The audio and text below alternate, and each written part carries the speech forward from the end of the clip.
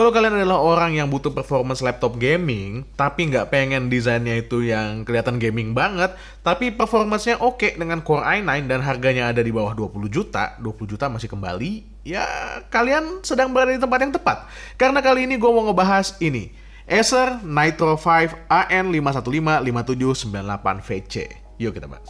Laptop ini punya spesifikasi yang gahar. Kalau kita lihat secara langsung, paling nggak ada angka-angka yang besar-besar banget yang muncul di laptop ini. Yang pertama itu adalah Core i9 11900H dan juga RTX 3060 yang disematkan di dalam sebuah laptop gaming Acer Nitro 5 ini.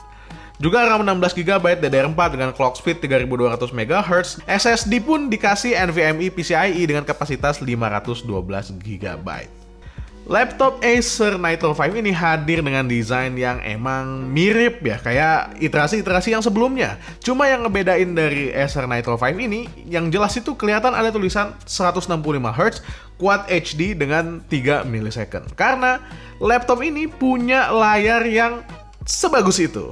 Tapi sebelum masuk ke layarnya, gue mau ngomongin dulu tentang desain dan juga build quality dari si laptop Acer Nitro 5 yang ini. Acer Nitro 5 ini hadir dengan material polimer dengan desain yang dibuat lebih simple. Karena kayaknya belakangan itu banyak banget orang-orang yang butuh performance-nya laptop gaming, tapi dia nggak butuh sama desain yang terlalu gamingy.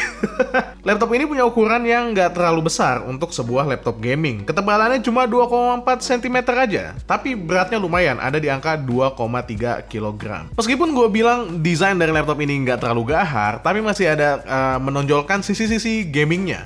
Sisi gaming yang paling kelihatan itu ada sisi pembuangan belakang. Ini warnanya merah, yang mana gue suka banget sama aksen warna merah yang ada di belakang ini. Dan ada garis aksen tegas di bagian atas dari laptopnya bersamaan dengan logo Acer. Meskipun garisnya ini tegas, tapi subtle kok. Kalau misalnya nggak kalian deketin, dia nggak terlalu kelihatan. Kalau dari jauh itu kelihatannya ya cuma kayak laptop dengan warna hitam aja. Yang perlu jadi catatan kalian adalah garis-garis tegas ini itu rawan banget kemasukan debu. Ini di tangan gua udah hampir 3 minggu. Dan isi garisnya itu debu semua. Cuma yang agak gue kurang suka dari desain material laptop ini adalah finishingnya yang glossy tapi rada nanggung gitu ya. Finishingnya kayak gini tuh gampang banget nempel sama sidik jari, jadi kelihatan agak dekil, kurang bersih. Begitupun finishing yang sama itu muncul di bagian dalamnya, di palm rest dari keyboardnya ini.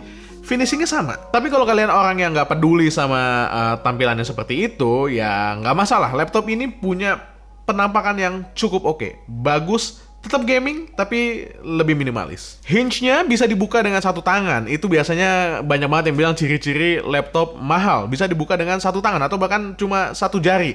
Sebenarnya ya nggak ngefek-ngefek banget sih. Hanya untuk kepraktisan aja. Jadi hinge-nya itu bisa banget dibuka dengan satu jari. Untuk keyboardnya sendiri, dia punya layout yang full size, di mana bagian sebelah kanannya kalian bisa menemukan numpad. Jadi buat kalian yang bekerja sebagai akuntan atau orang-orang yang emang butuh numpad itu hadir di dalam laptop ini. Feels ketika menggunakan keyboard ini, menurut gue ini adalah keyboard yang empuk, punya travel distance yang cukup, tapi sama sekali nggak clicky. Keyboard ini adalah sebuah keyboard yang silence, makanya emang tadi gue bilang keyboard ini cocok buat kalian yang mau pakai laptop gaming untuk kerja dan dibawa ke kantor, karena tidak akan mengganggu orang lain dengan keberisikan keyboardnya. Keyboard ini juga punya backlight 4 zona, yang mana nanti bisa kalian atur warnanya. Kalau kalian mau matiin pun bisa, kalian bisa atur kecerahannya sampai 3 step, mati, step 1, step 2, dan juga step 3. Untuk touchpadnya, dia berada sejajar dengan spasi, jadi tidak ada tepat di tengah dari si laptop. Menurut gue ini adalah sebuah keunggulan ya, karena kalau tepat berada di tengah dan tidak di bawah spasi, itu agak awkward makainya. Dengan layout yang seperti ini, justru nyaman banget buat digunakan. Hanya saja, touchpadnya ini untuk selera gue berasa agak kurang luas ya. Tapi untuk dipakai enak karena dia sudah mendukung Windows Precision Driver juga. So touchpadnya oke, hanya kurang besar aja. Oh iya, soal finishing yang gampang nempel sama minyak di kulit, itu juga kejadian di touchpadnya. Jadi touchpadnya itu bakalan banyak banget bekas minyak kalau misalnya kalian udah pakai seharian. Overall secara desain, laptop ini tuh manis, dengan bagian paling seksi itu ada di bagian bokongnya yang punya warna merah, ngasih kesan cakep. Minusnya paling di desain bezel layar yang old school banget. Nah, sekarang kita akan bahas layarnya yang punya ukuran 15,6 inci.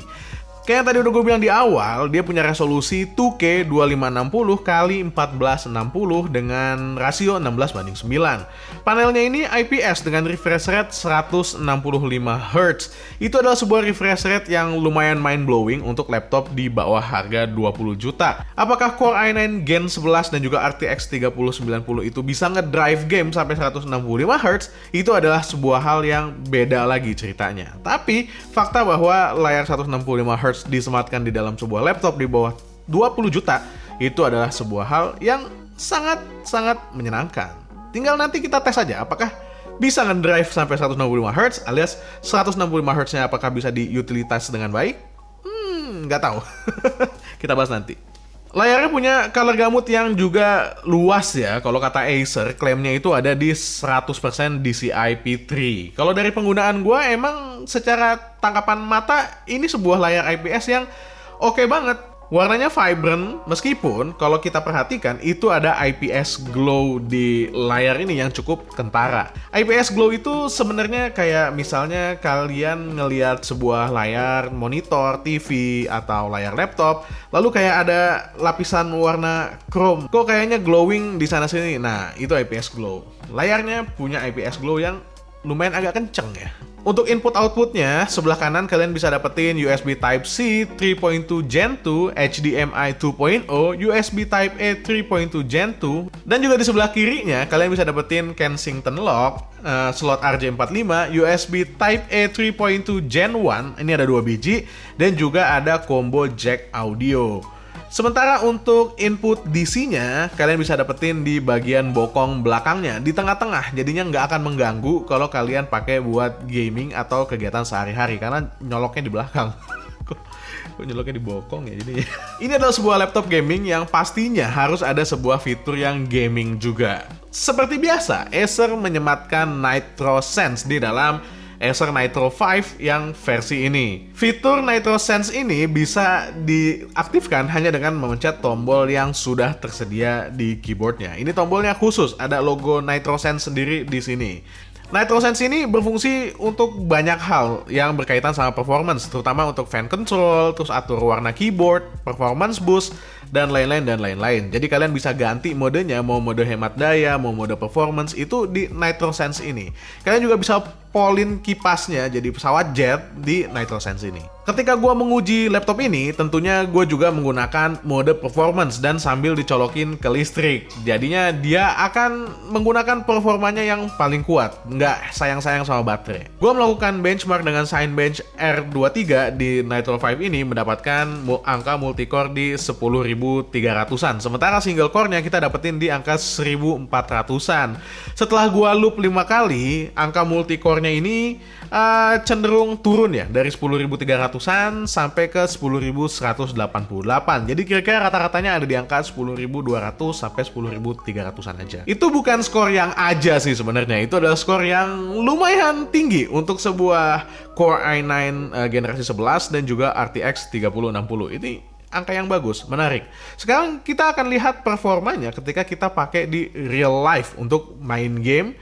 Beberapa game gue cobain di laptop ini. Gue cobain main Genshin Impact dengan settingan highest dan masih bisa dapetin FPS tepat di angka 60 FPS. Ini sebuah hal yang kayaknya keniscayaan ya, mainin Genshin Impact di 60 FPS dengan settingan highest dengan konfigurasi laptop yang kayak gini, itu bagus banget.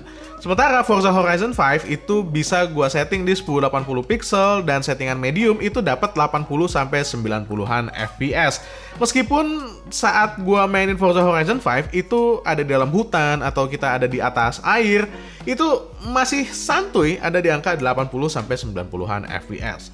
Untuk Guardians of the Galaxy, gue juga coba dengan settingan high 1080p dan dapat rata-rata di 47 FPS. Terus gimana dengan monitornya yang dia sudah 165 Hz? Gue belum nemu nih game apa yang kira-kira cocok dimainin di laptop ini dan mengutilisasi layar 165 Hz-nya sampai maksimal. Menurut gue, nggak banyak game yang emang bisa dimainin sampai ke 165 Hz di sebuah laptop dengan Core i9 dan juga RTX 3060. Kayaknya untuk dapetin resolusi tinggi dan juga frame rate yang tinggi, kalian masih butuh sebuah GPU yang lebih mumpuni lagi ketimbang RTX 3060. Apalagi dalam sebuah laptop, sepertinya 165Hz itu lebih kayak mubazir ya. Sayangnya gue tidak mendapatkan izin dari Acer untuk membongkar laptop ini, jadinya gue nggak bisa ngelihat langsung apa aja yang bisa di-upgrade di dalam laptop ini. Tapi kalau gue mengacu ke stiker yang ada di bodinya ini, dari kalimatnya kayaknya kita bisa masukin satu SSD M.2 lagi dan juga sebuah hard disk drive ke dalam laptop ini. Kapasitas total penyimpanan yang bisa ditanggung sama laptop ini up to 2 TB, jadinya harusnya udah lumayan aman untuk dipakai. Cuma ya yang masih gua nggak ngerti dari sebuah laptop itu ketika dia menawarkan fokus upgradable, bahkan ditaruh di stiker di bodinya, tapi lubang bautnya disegel. Jadinya kalau mau kita buka, mau kita upgrade, segelnya rusak dong.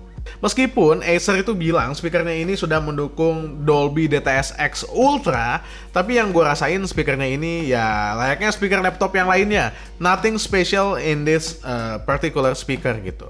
Untuk konektivitasnya, laptop ini juga sudah menghadirkan Intel Wi-Fi 6 AX1650i. Jadinya juga sudah mendukung Wi-Fi 6. Kipas yang ada di dalam ini pun udah kipas ganda, jadinya dia lumayan adem. Gue pakai ngebutin benchmark, langsung dimainin Genshin Impact, langsung nyobain Forza Horizon, langsung nyobain Guardians of the Galaxy. Suhu di bagian keyboard, sekitar keyboard itu hanya ada di angka 40-an derajat Celcius saja, which is very good. Tapi jangan tanya suara kipasnya, karena akan kenceng banget. Terakhir, paling, kalau misalnya kalian butuh webcam, webcamnya itu ya hadir, tapi punya kualitas yang ya so-so lah. Sebagaimana layaknya sebuah webcam di dalam sebuah laptop.